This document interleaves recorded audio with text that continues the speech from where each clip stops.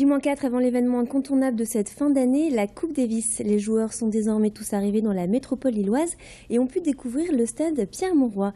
Vous pouvez voir les images de l'entraînement filmées par notre journaliste Louis Caillé ce matin.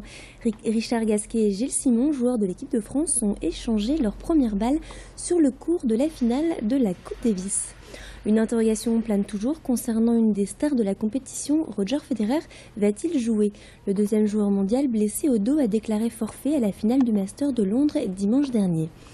Et la Coupe Davis suscite un fort engouement dans la région. Notre journaliste Louis Caillé a rencontré des jeunes joueurs du club de tennis de Tourcoing. Je compte le suivre quand même assidûment devant la télé jusqu'à ce que ça devienne, jusqu'à ce qu'il n'y ait plus d'enjeu forcément. Mais oui, je compte le suivre si j'ai le temps, sauf quand je donne des cours de tennis, bien sûr. C'est plutôt l'événement du vendredi après-midi qui va me captiver. L'événement du double m'intéressera moins. Et le dimanche, si l'enjeu est toujours là, évidemment, je serai toujours derrière mon écran. Déjà, je vais le suivre, ça c'est sûr. Mais par contre, pour y aller, il y a plus beaucoup de place. Enfin, on n'a pas trouvé assez de place, donc elles sont parties vite apparemment. Vendredi, c'est là où normalement tout joue, donc forcément... je serais plus intéressé par le vendredi.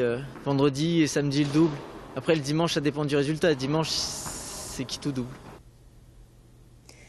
Nos équipes ont également rencontré le président de l'Union sportive tourquenoise qui nous parle de l'ampleur de la compétition.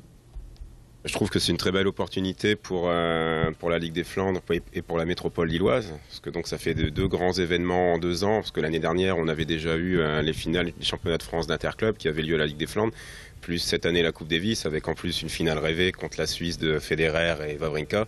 Donc on ne pouvait pas rêver mieux. La finale aura lieu donc au stade Pierre-Mauroy qui pour l'occasion sera en configuration couverte à 27 000 places. Je veux dire, de toute façon, ça reste la plus grande enceinte sportive en France couverte à l'heure actuelle. Et donc 27 000 places, ça promet quand même une super ambiance. Et on sera tous derrière la France en espérant la victoire.